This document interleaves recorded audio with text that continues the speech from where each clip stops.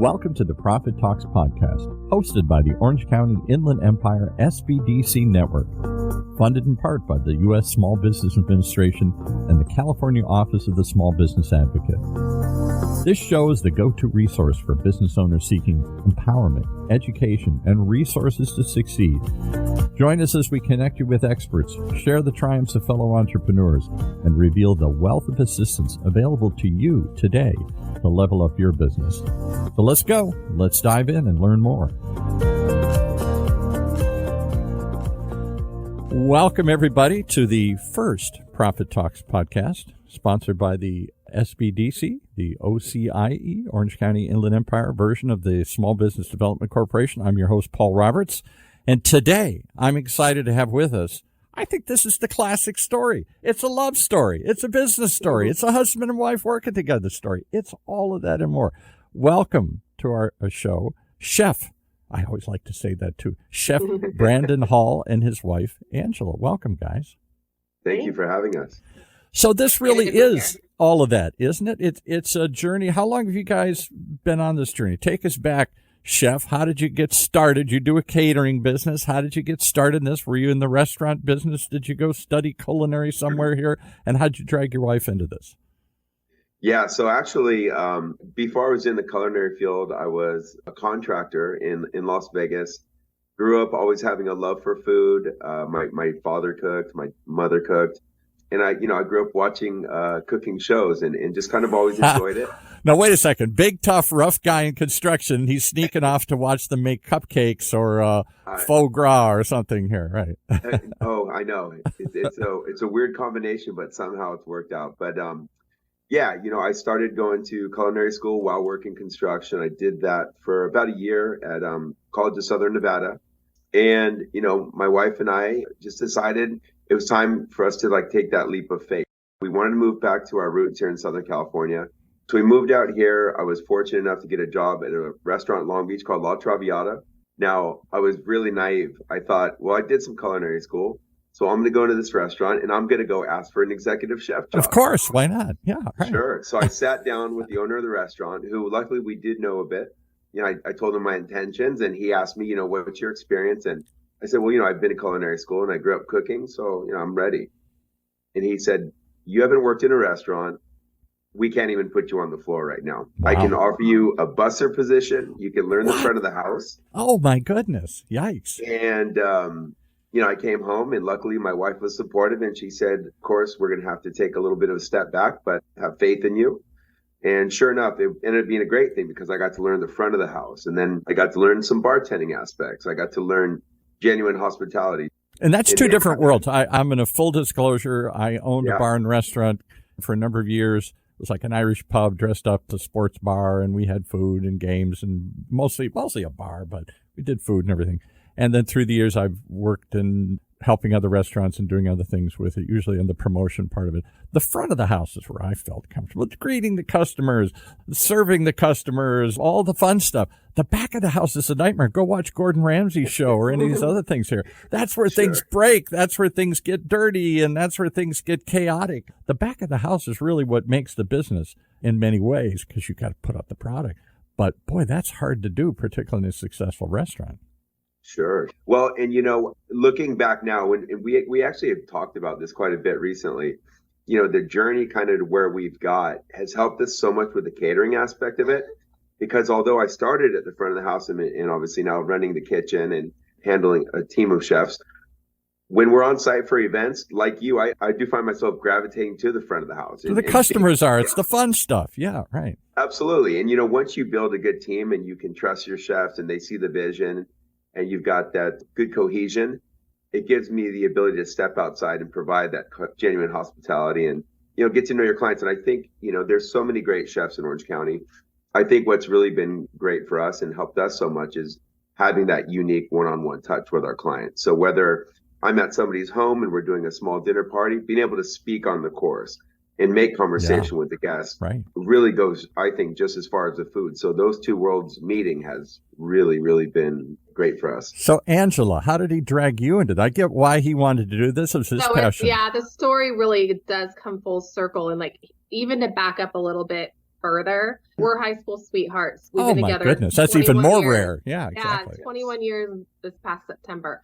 When I started dating him, he worked at Albertsons, and he worked his way up in produce at Albertsons to a produce management position. And so before we moved to Vegas, he was going to work up to general store manager at Vegas in Albertsons, and keep moving. Pretty nice job, pretty well-paying job. Nice. Yeah. So he was involved in food and then construction and then back to food. So he's been in corporate settings where he's served some Albertsons, managers that he once knew back 20 some years ago when he worked in that industry. So it did really come full circle. But when we moved to Vegas, I decided I was going to go back and finish my degree. I originally wanted to be a kindergarten teacher growing up. And then when I applied at UNLV in Vegas, I noticed that they had a degree for hospitality for meetings and events. And I loved planning parties. And I always threw these huge parties with friends and what have you. And I didn't even realize there was a degree for this. So I applied and I got my bachelor's at the University of Las Vegas, Nevada, in hospitality with a focus on meetings and events. And so I got to do some of my on-site internships at like the big casinos and hotels, restaurants. And then when we did move back, I got involved in a few different associations here in Southern California, one being called Association of Bridal Consultants. It's for the wedding industry. So that bridal. Really I thought you said bio. Okay, bridal. Yeah, no, bridal. That's what got me into doing events. Is I started off by being a wedding planner. Right. So I was working with different caterers, and I was doing weddings, at hotels, private venues where you have to build out kitchens, you have to bring all the rentals on site. Oh, yeah. So for about 5 years before we merged our companies, I had all of that on-site experience from being able to do those kinds of events. So when we started our own catering company, I understood it from both ends. All right. So when did that happen? When did you decide his passion and your passion you're gonna intertwine this love story? You're gonna continue, not just. So we did that in 2016, and he'd worked his way from like La Traviata in Long Beach to Morton's at South Coast Plaza, where he really got the high VIP experience.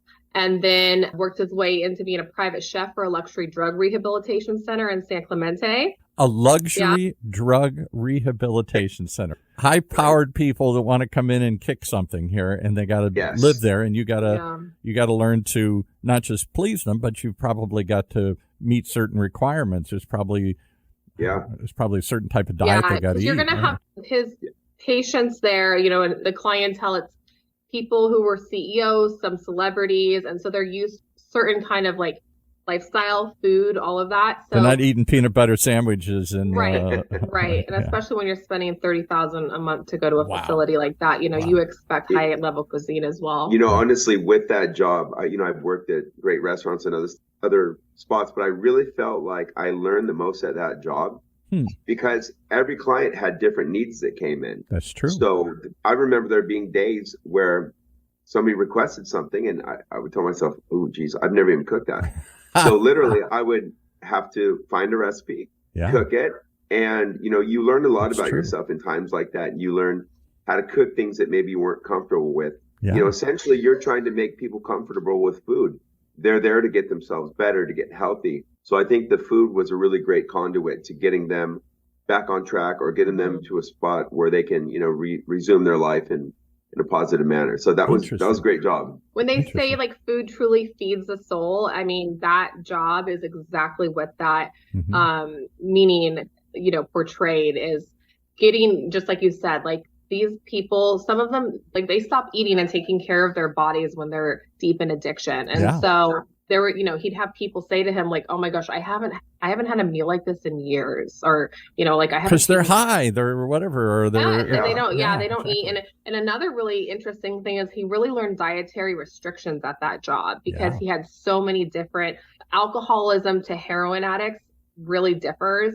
And like he had to be aware of what they could eat. And like for heroin addicts, you always need to have like dark chocolate on site for them. They really crave that. Wow, I didn't know that. Okay. And then like with alcoholism, he had to watch signs for, you have a story from that where the guy was the walls were caving in on him, and Brandon had to call 911 on the job. So it was different than like a normal chef job for sure. Very client, very customer specific. You're not, the customers aren't coming in and saying, what do you want? 1, 2, or 3? I got 10 things on the menu. Which one do you want here?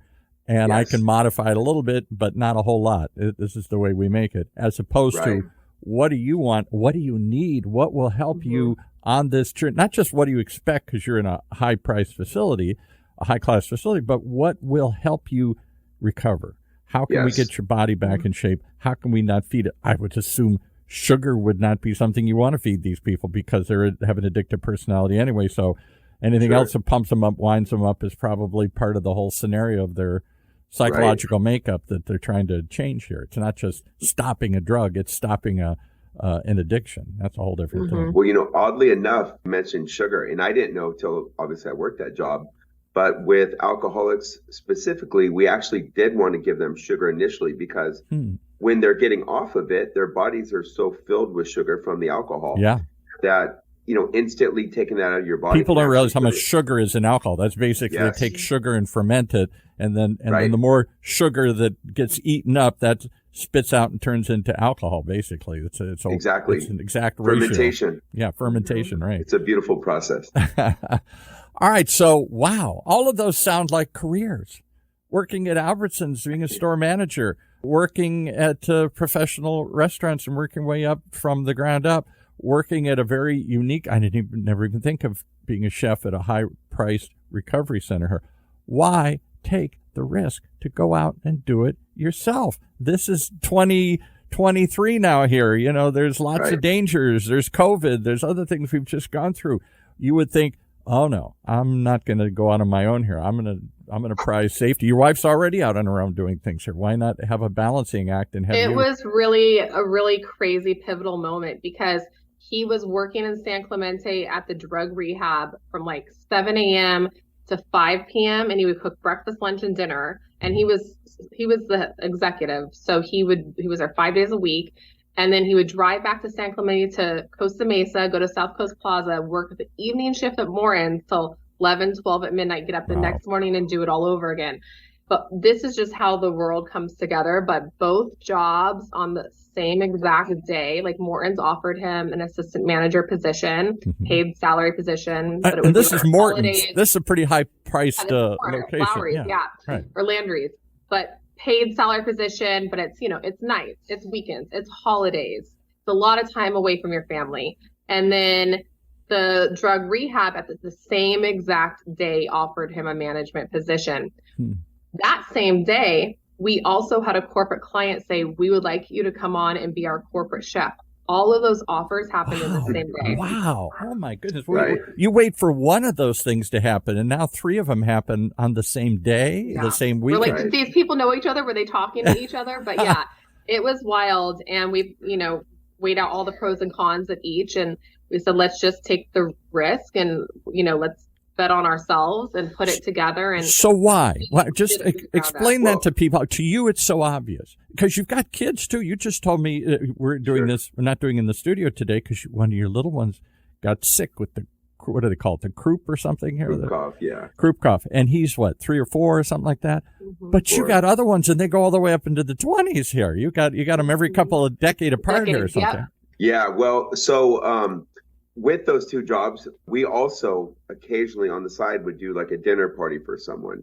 Yeah. And I remember a client came into our life. Her name's Kelly Vlahakis from a company called Earth Friendly Products. I don't know if you've heard of them. Cyprus, they do plant-based cleaning supplies, organic. It's an incredible company. Oh, yeah, right. I've seen that. Right. It's a pretty big company, I think. Yeah. Right. Yes. Yeah. Laundry detergent, what have you. So, my wife knew Kelly and, through social media, she knew that I was in cooking and I had done a few different things in the business. Well, she reached out to Angela and asked if we can do a party for her.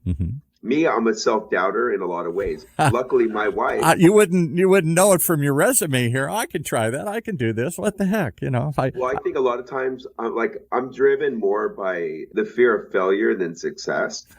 And my wife's the opposite. She thinks I can do anything and everything. So she's my biggest supporter. So when we were approached to do that party, I knew it was going to be more high end. I kept telling her, I don't think I can do it. I don't think I can do it. Trying to find ways to talk myself out of doing it.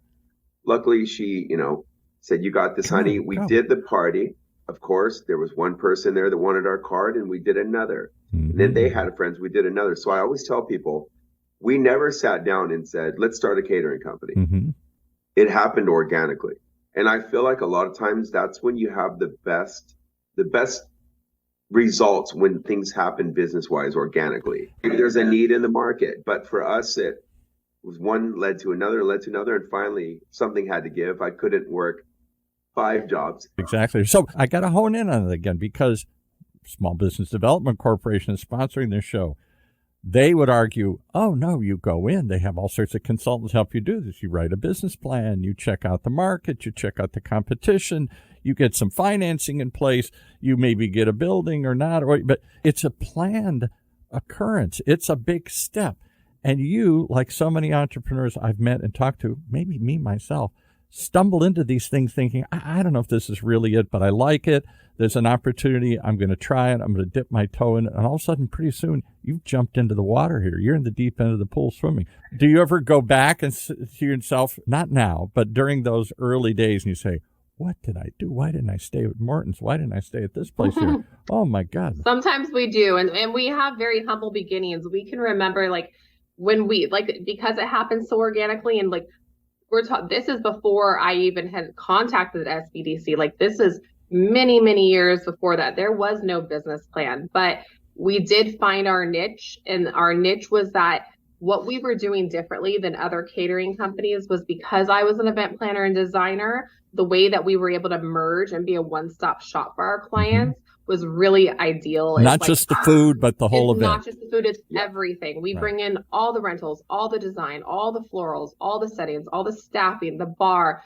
We set the whole event up and we leave just as we came. And so for a client, they don't have to worry about any of those details or logistics or timeline. It's completely taken care of for them. Let me stop you one more second here, because whether it's planning a wedding or a big private party or a high-end corporate event, my experience is it is the experience.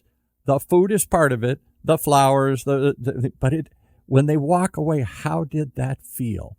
Did that go off well? Is that memorable? Is everybody going to talk about it? Did everybody have fun? It's all those touchy-feely things that are just seems like there's a lot of moving parts there. That's not an easy thing to pull. The 3 most important things that I tell my clients for the takeaway, and you nailed it here, is how did they feel and how did they remember the experience? Mm-hmm. And if they were too cold, too hot, or they were hungry and there was not enough booze, they're not going to have a good time. Or waited too long, or important things. It took too long for this to happen, or this wasn't good. And it's like I'm old enough to remember when Christmas tree bulbs came in a big string, and one of them went out, and the whole thing went out. You'd spend the whole Christmas trying to find that stupid bulb to put the lights back on while everybody's screaming at you. My dad's experience. I'm looking for it. Same thing.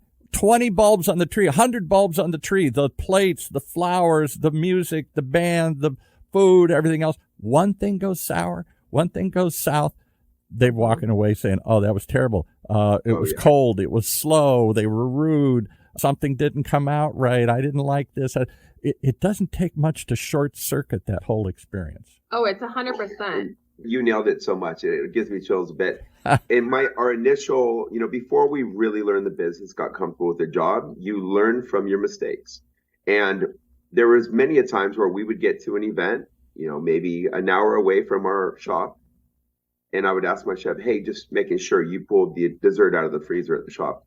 And sure enough, okay, we have to have somebody go run and do that. So we became a bit eccentric. Now we have lists to check our list, Yeah, you got to. And you think about it at night. And then in the middle of the night, I'm reaching over and going into my notes portion of my phone and going, oh, don't forget this or don't forget that. So there's no way around it. I tell people we're like a moving company that just happens to cook, because a lot of chefs have their restaurant. Luckily now we have our space, but before we would go, and we still do actually, we will go to somebody's home and we have to bring a whole kitchen set up. Yes. Or maybe we're doing it in a park. Oh, yeah. We've built tons of parking lot build outs. And there is an event, like going back to what you were saying about the experience and what we do, everything moves so fast. You might spend a year planning an event that's 4 to 6 hours long, and you spend 2 days putting this event together, like, setting it up. Right. and it's over in 4 or 5 hours. And I mean, that's typically for galas, like that's and weddings. And we had a 1,200. And there's no do-over. You can't say, "We'll come back and we'll do it again tomorrow." Do-over. Try here. We'll give you a coupon. Come back tomorrow and we'll give you a free dinner. You don't know or what's going to happen with That's rain. right. Like I had a 1,200 person celebration of life for one of our very high-end clients 3 weeks before the shutdown of the pandemic. It was February 2020. The editor of New York Times was the MC for this show. This is how big it was. People flew in from all over the world. It rained 24 hours before the event, and the event was outside. 1,200 person vegan buffet. I had to get a tent in 24 hours to serve 1,200 people under. Yeah. And, it went off, like it happened. But could you imagine, like, and they're outside, so is it going to be cold? Is it going to be too hot? Is it windy? Are things going to blow over? Are they going to get wet? Exactly. Anything can short circuit. Well, I have some experience putting on events in the past, nothing on that grand a scale. And I had some experience in the restaurant business. And I say it is the most demanding business I've ever seen because everything has to go. When it does, it's magic. And it looks like nothing happened. It just happened. It was a musical day. Disney, little birds came down and just brought everything, and it was just like a Disney musical or something here. Right. But when it goes bad, it's a nightmare. Yeah. And everything can quickly devolve from there. So my hat's off to you for taking this on. You jumped in. You weren't sure what you were doing. You went ahead with it. You gave up the steady gigs and you forged straight ahead. How many years ago was that? So we've been fully in business since 2016, so 8 years now. And then we moved on and opened our second portion of our company that just launched in April of this last year. Went to the SBDC because you'd bought a building, and now you're trying to figure out how to build the next phase, a real commercial kitchen. Talk about that for a second, because commercial, I don't think people realize, if I wanted to start a home business, everybody says I bake cookies real well. And everybody says, you should sell these cookies. I can't just bake them out of my house. I guess I can for a little while and sell them to friends and family. But if I wanted to sell them commercially, if I want to sell them online, if I want to sell them in a store, I got to meet all sorts of guidelines. I got to make sure this stuff is consistent. And I probably don't have the capacity in my little home kitchen to make this stuff. So at some point, I got to go rent a space by the hour, by the day. I'm not even sure how it works. And I go to one of these private commercial kitchens and do what? I make my stuff there, right? Yeah. And COVID was actually a very pivotal movement in terms of these, they call them ghost kitchens or satellite kitchens, because then you started seeing these companies like Uber Eats and what have you going and picking up food at what would be a commissary kitchen and delivering it because the restaurants had shut down. So it's really, I think the last 3 years been something that's taken off. And like you said, there's some people who don't even know too much about it. And Brandon can explain more as he's like the kitchen side thing. Yeah. We only got about 5 minutes or 6 minutes left. We probably should have gotten to this part of the story faster. So let's see if we can cut through it and talk about why did you open it up? Not so much about how it works, but why did you open this up and why did you come to the SBDC for help? Yeah, so we opened it up just because we knew it was time for our business to expand. So primarily we knew we needed a bigger kitchen, we needed a bigger walk-in, and we needed to have the capacity to take on some bigger work. So that's, where we reached out. But having a commercial kitchen allows you to bring in what? To subsidize that and to bring in other clients and maybe help pay. You needed the space. And so you built it for your business, but maybe you can sub it out what we're not using and make some other money and turn this into a whole new business, an additional business here? Absolutely. And I think you said the right word. Subsidize is a great word to try to help not only us cover our new overhead costs that we weren't, accustomed to paying a couple years back. It was in your original business plan, wasn't it? This was in your 3-year business plan to do this, and it was all no, I guess not. Okay, all right. The other thing is too, like as a young chef, when I was going into the business, it's completely unrealistic for chefs to get out of school already in debt and just go lease a building. It's not going to happen, right? No. Most chefs work out of their home as long as they can, right? And then they expand, hopefully, to another rental kitchen. And I kind of went through or get a food truck, and that's their business. So it's a nice way for us to grow our business, to have other chefs who are getting into the business have like a fair rental price that they can, grow their business as well. So it's actually like a great community, and it helps everybody. It helps us, it helps them, and we also provide like resources and our own knowledge to help them. But it's another business. You're not just subbing out. Picture like a hair salon where maybe I like to do hair, and so I build my own salon, but now I'm subbing out some of the other seats. which can actually maybe cover my overhead for my business, but at the same time produce additional revenue. Something the SBDC helped me with was structuring the business where our catering company, Time Well Spent Catering, was renting the kitchen from. We created a whole business LLC for the kitchen. So that way, whole different company with taxes and structuring all of that. They really helped guide me and protecting yourself because it's an asset. So we invested in ourselves and we invested in commercial real estate. So at the end of the day, when we talked about this huge step and leap of faith that we took, we owned real estate. So even if it fails, it's real estate. We're not investing into a restaurant that could potentially fail and you walk away and lose $500,000. You still got a building, somebody will buy it or somebody will lease it or something. Yeah. All right. So what did the SBDC, you came to that? What center did you come to here? The OCIE helped me. Okay. And was there a center within that? They've got like 10 centers within that somewhere? They do. It's like they kind of started with, let's even to back up to that. During 2020 is when I really found out about them because there were so many different programs and grants and the PPP program, and they were just giving so much guidance to businesses and specifically people in the restaurant hospitality industry. Big part of what they do. Work and do events. Right. And so that's where I found them. And then I continued to follow them, get their email newsletters. And then were offering just so many different programs for people in business. And I still, keep up to what they're offering. But I mean, from marketing to... Because it's not just money. They've got people who actually have run restaurants and know how to do leases and how to set up corporations. And there's a wealth of knowledge. These are all people still working in the field that somehow give back. Truth be told, I always say I'm one of them. I do help them do some digital marketing stuff from time to time. I have my own business, but occasionally I do stuff for them and their clients. And it's an amazing network of people who really are top-notch quality. These aren't people that aren't doing it anymore, and they're not just teaching or they're not retired or whatever. They're fully invested in their own business and up to date on all the latest trends. So they've got a real deep knowledge base of people that can help businesses. Yeah, there really are like our miracle workers. I remember telling Angie, I can't believe this is a free service. Always on time with following up, and you really feel like they're in your corner, truly trying to help you. And we're great at what we do, but like Angie said, with tax stuff, with zoning, just with overall any business questions, they were there to help us along the way. And I got to market this different, and you got to structure it different, and there's legalities to it. Like you're saying, maybe it's not one big happy company anymore. Maybe it needs to be separated for legal purposes and protections and all these other things here. So one doesn't bring down the other or whatever. It is a different business. Now you're a landlord. Now you're providing services for tenants.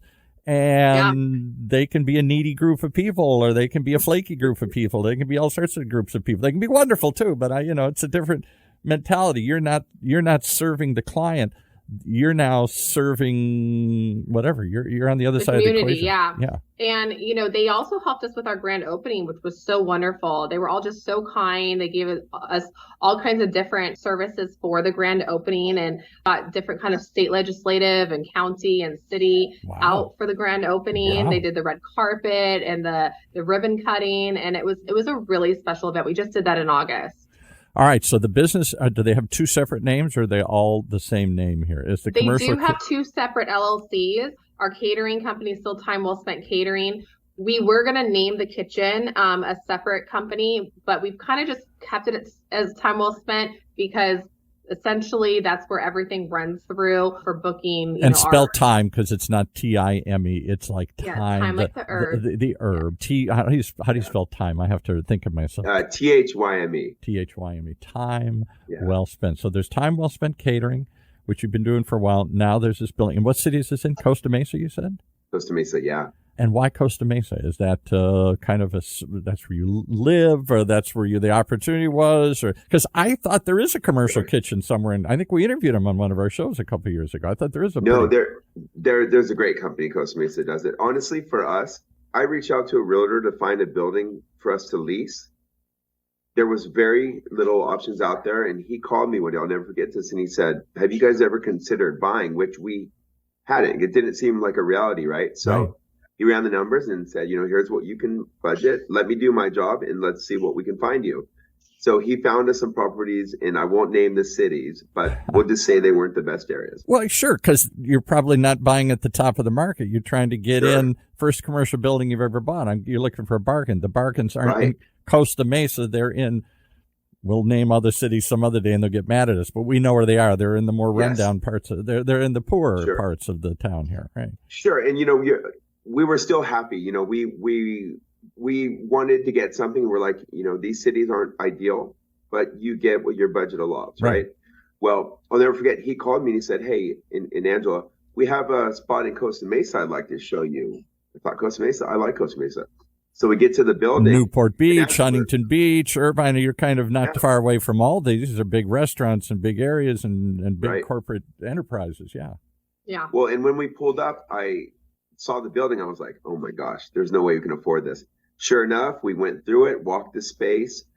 Funny enough, the building, the way on there, where you pull up the, just kind of like the logo for the building, it is a Vegas symbol. Like it has the kind of lights of Vegas. And Angie goes, Brandon, this is coming full circle. It's going kind of weird, kind of calling us here. Yeah. And sure enough, we got the property and we just started the construction process. And, we're just so happy to be there. Costa Mesa is a great city.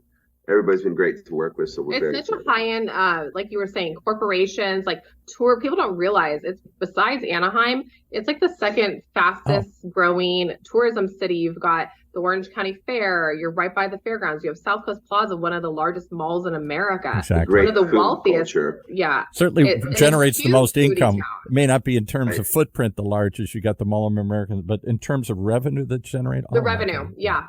Right. Well, we've had John Stevens in here numerous times, the current mayor of Costa Mesa, and others from that. It's a dynamic community, and it really is a dynamic mixed community. We've had other people come in with lots of interesting creative retail concepts and restaurant concepts going on in that whole area. It's a very innovative. It is. It's a melting pot. You've got all different cultures, food, thriving food scene. Yeah, exactly. In this city. Officials we met, we became a member of the chamber. They've all been extremely supportive to us. So we feel very much at home in Costa Mesa. Are you anywhere near the camp and all that? We've had some of those. We are. Not too far. We're right down the street. We're off of Baker, actually, as well. Okay, there you go. Because that's a cool area with lots of interesting concepts and everything. We've had the Sadehis in here that talked about creating that thing and why. Sort of an anti-mall, anti-semi. Love that place. Yeah. Very cool. Very cool. Very cool. All right. Well, you're cool people. I mean, I just love this love story. It starts in high school. You stick together and with it through ups and downs and turmoil and changes and kids every 10 years. You got to add one into the mix. You got them all over the place here. And together somehow you've been your best supporters. You've created a good teamwork. And this has really grown into something special. It sounds like you're more than just another catering company here.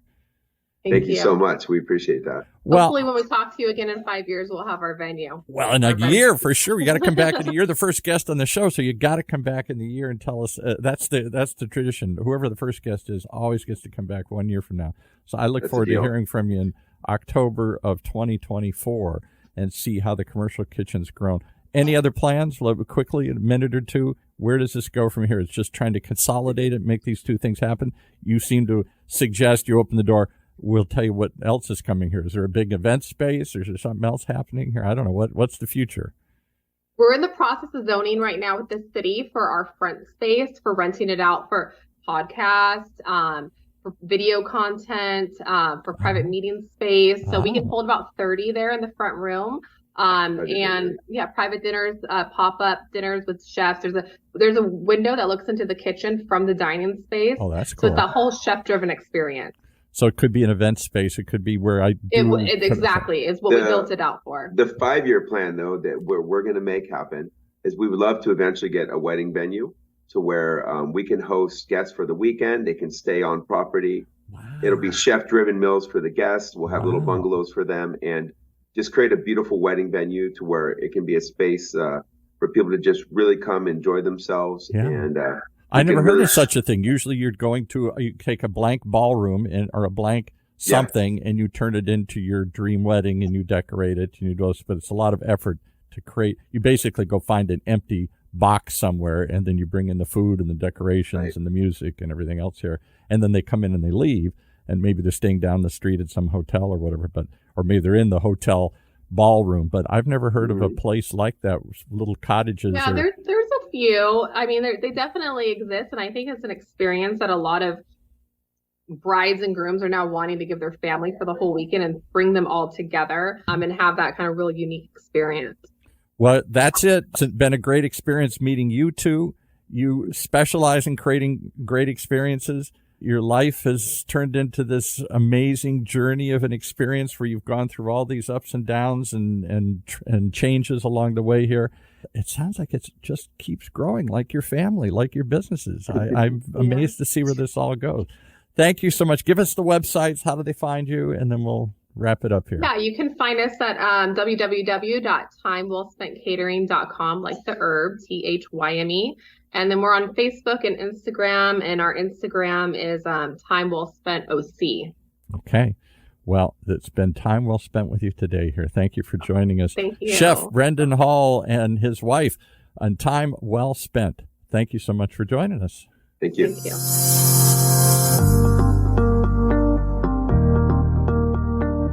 As we conclude another episode of the Profit Talks podcast, we hope we've empowered your entrepreneurial spirit.